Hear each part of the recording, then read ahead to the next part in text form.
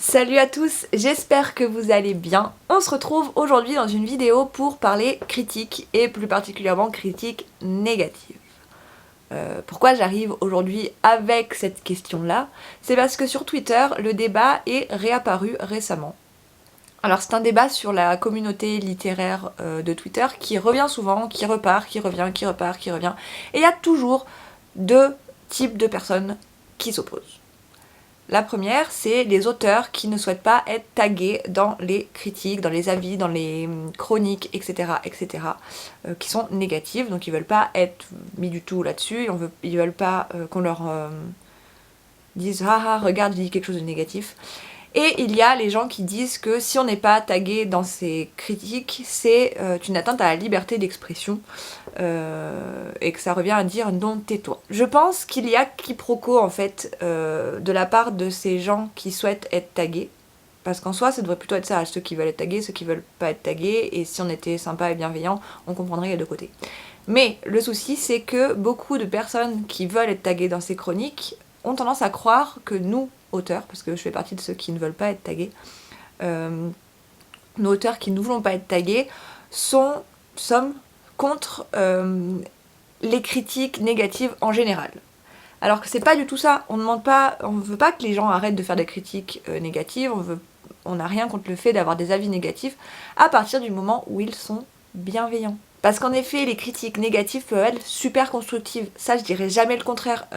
C'est super d'apprendre de ses erreurs et de lire voilà, des avis négatifs et de se dire « Oh, ok, en fait, si j'avais fait ça différemment, il y a cette chose-là qui cloche. » C'est super sympa, en fait, d'avoir des avis négatifs à partir du moment où on les lit quand on a envie et qu'il y a une approche de la part, enfin, critique négative mais constructive. Parce que juste, j'aime pas. Je crois que j'ai déjà dit dans une vidéo, ça, c'est pas du tout constructif. Enfin, je veux dire, je vais rien apprendre du fait que tu n'aimes pas, parce que chacun a ses goûts.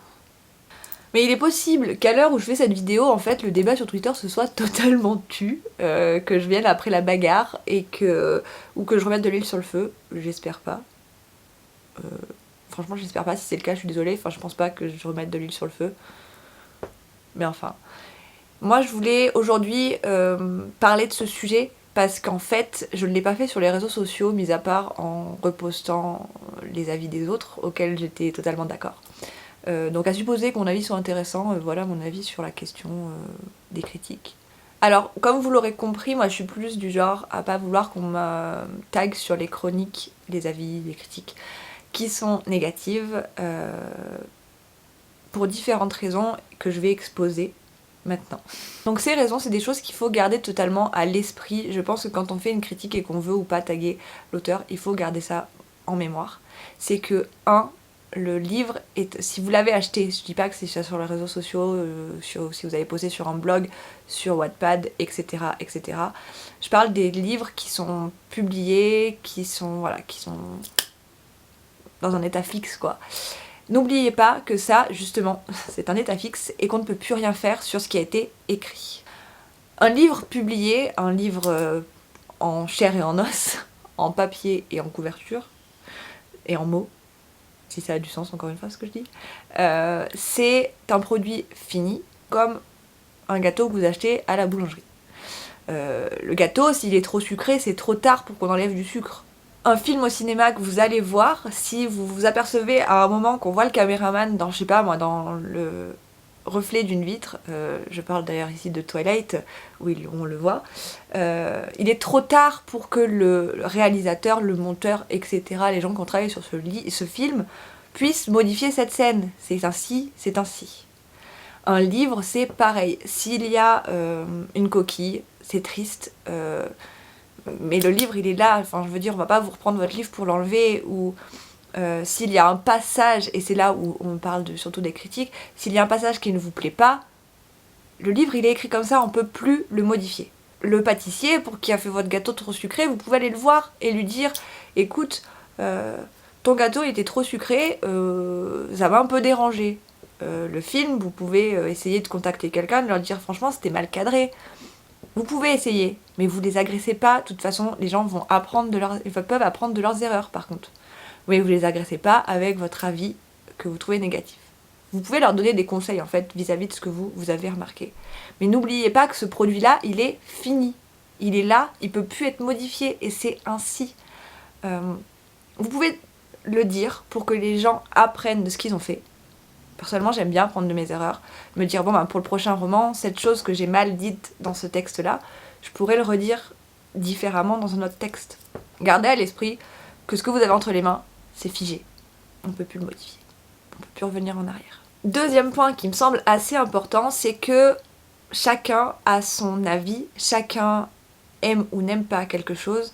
Comme on dit, les goûts et les couleurs, ça ne se discute pas. C'est pour ça qu'on dit souvent « je n'aime pas » plutôt que « c'est de la merde », parce que c'est de la merde, ça fait une généralité d'un avis personnel, alors que je n'aime pas, on a dit « je ». Ça dépend que de nous, quoi. Toutefois, il est important de se rappeler que justement, comme c'est un avis personnel, ce que vous n'avez pas aimé, c'était peut-être soit voulu par l'auteur, soit ça va plaire à votre voisin qui aura lu le même livre. L'exemple typique, c'est un personnage que vous avez rencontré dans un roman et qui vous sort par les trous de nez. Genre il vous saoule quoi. Vous avez vraiment envie de lui dire de se taire à chaque fois qu'il apparaît dans une scène. Ça arrive souvent, moi sur Wattpad j'ai vu souvent des personnages que j'avais créés que j'aimais pas forcément trop, mais pas non plus pas du tout, qui se faisaient lyncher dans les commentaires. C'est normal. C'est normal dans le sens où comme chaque être humain est différent, chaque personnage de papier est différent aussi. Vous n'avez pas du tout aimé la façon dont il a réagi, en fait, l'auteur non plus. L'auteur, il l'a écrit comme ça parce que c'était dans le caractère de son personnage. Lui non plus, il n'aurait pas réagi comme ça. Mais c'est dans le caractère du personnage, c'est écrit comme ça, c'est... Et c'est pas grave si vous l'aimez pas parce qu'on n'aime pas tout le monde dans la vie, mais s'il vous plaît, ne l'insultez pas en fait. Un autre petit exemple, c'est que des fois il y a des scènes qu'on comprend pas. On se dit pourquoi elle est là, elle alourdit, moi elle me saoule cette scène, je vais la passer. Oui mais vous avez pensé ça.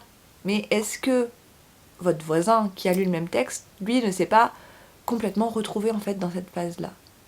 Quelque chose qui vous a paru complètement inutile peut très bien impacter quelqu'un. Donc, certes, comme j'ai dit tout à l'heure, un avis dépend de chacun. Mais rappelez-vous que cet avis dépend de chacun. Ne venez pas nous dire « c'est de la merde parce que ce passage était inutile ». Non, dites « je n'ai pas aimé ce passage parce que j'ai trouvé qu'il était inutile ».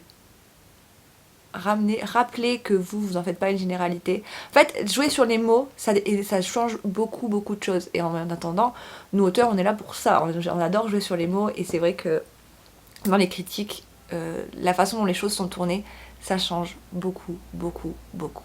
Surtout, que ce soit dans l'écriture, dans la lecture, dans la musique, dans la vie en général, surtout dans la vie en général en fait, tout le temps. Rappelez-vous que tout est une question de point de vue et de perception des choses.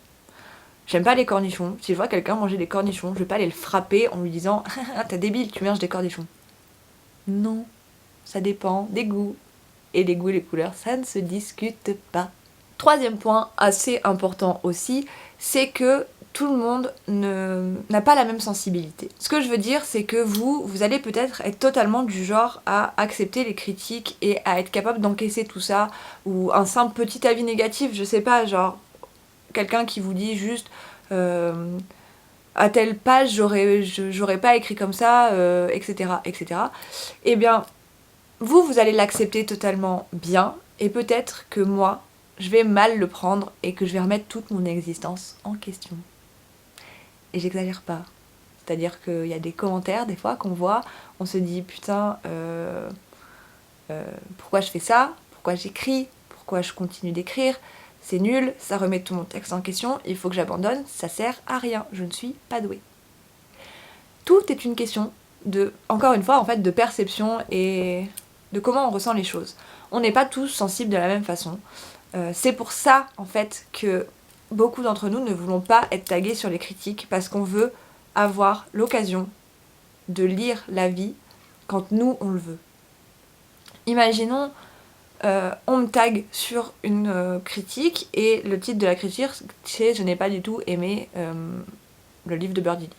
Je vais cliquer dessus parce que vous me l'avez dit, quoi, que vous n'avez pas aimé. Donc déjà, ça va me faire du mal d'avoir lu ce titre. Je vais lire la chronique et je vais être là. Ok, ça me fait encore plus de mal, je suis nulle, pourquoi j'ai fait ça. Admettons, c'est comme ça, le titre l'a dit en gros que vous aimiez pas. Là, je suis mal. Je suis mal parce que je l'ai lu maintenant et que j'étais pas préparée. Mais si je le lis demain, à un moment où je me dis c'est bon Birdie, c'est le moment d'aller lire les avis qu'on te propose, c'est le moment de te lancer, t'es prête psychologiquement, prends une grande respiration, vas-y, c'est comme un pansement, faut l'enlever d'un coup. Et bah là, je vais toujours remettre mon existence en question parce que je suis comme ça, mais j'arriverai mieux à me relever en fait de cette chute. Parce que là, je serais tombée toute seule, je vais me relever. Mais l'exemple d'avant, vous m'avez complètement poussée et écrasée. Et vous êtes resté sur moi pour pas que je me relève. C'est très imagé ce que je vous dis. En fait, ce que je veux dire par là, c'est qu'il faut attendre que l'auteur soit prêt et que ça vienne de lui en fait ce choix. Je vais prendre des exemples tout bêtes, mais je veux dire, vous voyez un bébé dans la rue, enfin quelqu'un que vous connaissez qui vient d'avoir un bébé. Vous n'allez pas aller le voir et lui dire, gars, ton bébé il est moche. Alors déjà on ne dit pas il est moche, on dit je le trouve moche, et en plus c'est hyper mal poli d'aller voir quelqu'un et lui dire il est moche. Vous voyez, où j'ai vu un exemple super intéressant sur Twitter, si je retrouve le tweet je le mettrai sur l'écran pour rendre à César ce qui est à César. Mais c'était quelqu'un qui disait quand on va à l'opéra, je crois que c'est l'opéra, à la fin, même si on n'a pas aimé, on applaudit. On va pas aller voir les gars et leur dire écoutez c'était de la merde, j'ai pas aimé. C'est une question de respect en fait. Tout est une question de respect. Dans la vie en général, tout est une question de respect aussi. Et du coup pour revenir à cette idée de pas être tagué et de question de temps qu'il faut à l'auteur pour accepter d'aller lire une critique, j'ai vu un avis qui est passé en disant, ça aussi sur Twitter, que de toute façon quand on avait des commentaires sur Amazon, la Fnac, Babelio, etc., tous ces sites qui laissent la parole au lecteur, qu'on était directement confronté à ces avis. Qu'on était en gros tagué directement. Et ben moi je suis pas d'accord, mais c'est peut-être que mon avis, je sais pas. Mais personnellement je reçois pas de mail me disant machin a laissé un commentaire sur Amazon et il a dit qu'il aimait pas. Quand je vais lire les commentaires, que ce soit sur la Fnac, Amazon, etc., les autres sites, c'est moi qui l'ai décidé. C'est moi qui me suis dit aujourd'hui, Birdie, tu es prête, inflige-toi cette claque dans la tête et va lire des avis. Alors je vous cache pas, encore une fois, que quand je le fais, j'en ressors complètement KO et que ça me plaît pas. Enfin, je me remets tout en question.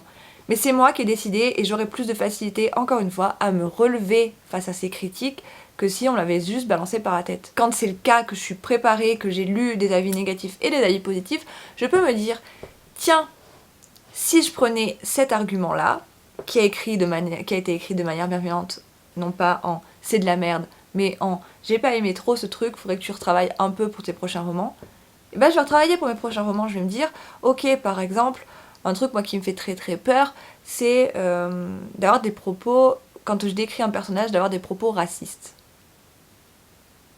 Et ben si on me dit tu l'as fait, et ben ça m'apprendra de mes erreurs, et d'ailleurs c'est une énorme erreur de ça, donc je serais très heureuse qu'on me dise on n'écrit pas de cette façon. On décrit pas un personnage, si tu décris la couleur de la peau d'un personnage noir, pourquoi tu ne décris pas la peau d'un personnage blanc? Et en fait c'est tout bête, mais là j'apprendrai de mes erreurs si c'est bien dit. Dans tous les cas, en fait, ce que je voulais dire sur cette vidéo par rapport à la critique, en espérant que j'ai été claire, parce que comme d'habitude je me laisse emballer par mes propres mots, c'est qu'il faut toujours être bienveillant. Les critiques négatives, on n'est pas contre.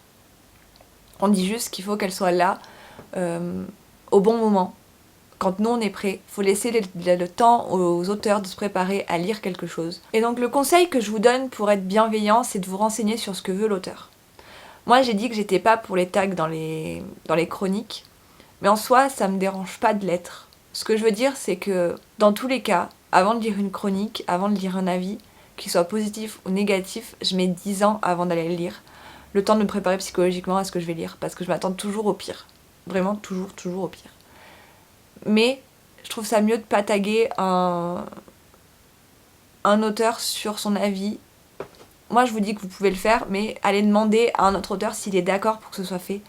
Parce que, un truc bête, mais par exemple on le met dans un tweet et il y a le titre de l'article qui sort et le titre c'est un truc genre, comme j'ai dit tout à l'heure, je n'ai pas du tout aimé. Donc certes c'est un avis qui dépend de vous parce que vous avez dit je, mais l'auteur, il était pas préparé à se recevoir plein la tête en se disant putain, il y a quelqu'un qui a pas aimé mon bouquin, quoi. En tous les cas, j'espère que ma vidéo a été plus ou moins claire, que vous comprenez mon point de vue sur la critique et que vous allez pas me lyncher parce que je suis pour et en même temps contre les tags, parce qu'en fait au final la conclusion c'est ça, c'est que moi je veux bien qu'on me tague mais que je veux que les gens fassent attention à comment ils taguent. Et je voudrais aussi rappeler, voilà, que dans les, quand on fait une critique, tout dépend de la façon dont on formule les choses. Moi je sais que je me sens souvent très attaquée, mais que ce soit dans la vie de tous les jours ou dans mes bouquins du coup, quand on me dit ce truc c'est de la merde, je l'ai dit 10 fois dans cette vidéo, alors qu'on dirait simplement je n'aime pas, ça changerait tout. Voilà. Faut toujours pas oublier que les goûts et les couleurs ça ne se discute pas, que vous avez votre avis sur quelque chose mais quelqu'un d'autre en a un autre. Et comme je dis tout le temps, nos différences sont nos forces, mais soyez sympas quand vous exprimez en fait vos différences, quoi. De point de vue. Pas vos différences en général. Sur ce, je vous dis à la semaine prochaine. Continuez d'être vous, continuez d'être géniaux, continuez d'écrire si vous êtes un auteur. Continuez quoi. Ne lâchez jamais rien et je vous fais des gros bisous.